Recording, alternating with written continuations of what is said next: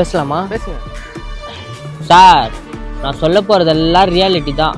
பிட்டு அச்சவன், காமிச்சவன், பார்த்து எழுதினவன் எல்லாம் ரியாலிட்டி தான். ஆனால் நீங்கள் அப்படி போடக்கூடாது. இந்த எக்ஸாமுக்கு முன்னாடிலாம் இந்த ஸ்டாஃபு இந்த கொஸ்டின் வரும் பச்சுக்கும், அந்த கொஸ்டின் வரும் பச்சுக்கோன்னு சொல்லி புட்டாப் கொடுப்பாங்க. ஆனால் அது வராது.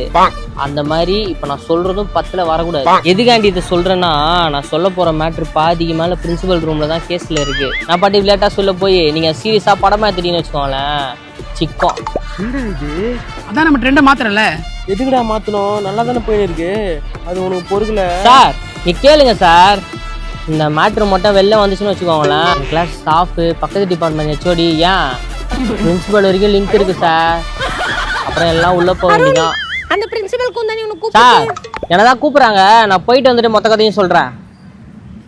சார், நம்ம வயசுல யார் நடிக்க வைக்க போறீங்க? உங்க மைண்ட்ல வச்சிருப்பாங்களே, நீங்களே சொல்லுங்க. மேடம் இன்னைக்கு ஆம்பளை கட்ட போட்டு நடிக்க வைங்க, பர்ஃபார்மன்ஸ் தின்னிடும். அதை மேக்கப் போடாம அவ்வளவு மாதிரி தான் இருக்கும். சீக்கிரமா போங்க. என்ன போட்டு சேர் முட்டி போட விட்டுற போறாங்க பிரின்சிபல். ஒரே டைம்ல 28 அரியரை கிளியர் பண்ணிருக்க. இதெல்லாம் நீ பார்த்து தான் எழுதிருக்கன்னு சாருங்க எல்லாம் சொல்றாங்க. நீ பிட் அடிச்சு தான் பாஸ் பண்ணனும் ஒத்துக்கறியாடா? மேடம், அந்த பிட்டுக்கும் எனக்கு எந்த சம்மந்தமும் இல்லை மேடம். நைட்டு ஃபுல்லாக படிச்சுட்டு காலையில் படிச்சது மறக்கக்கூடாதுன்னு தயிரில் சக்கரை போட்டு சாப்பிட்டுட்டு அன்னைக்கு எக்ஸாம் ஹாலுக்குள்ளே போனேன். உங்க டிபார்ட்மெண்ட்லயே நீ பார்த்து எழுதணும்னு சொல்லி சாட்சி சொல்றாங்களே.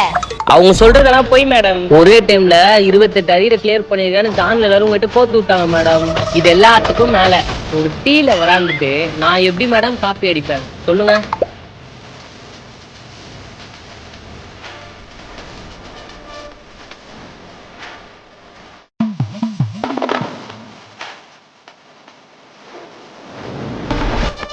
முண்டா எல்லாத்தையும் தான் பாத்துறது. சரி, பேரையமா பாத்துறத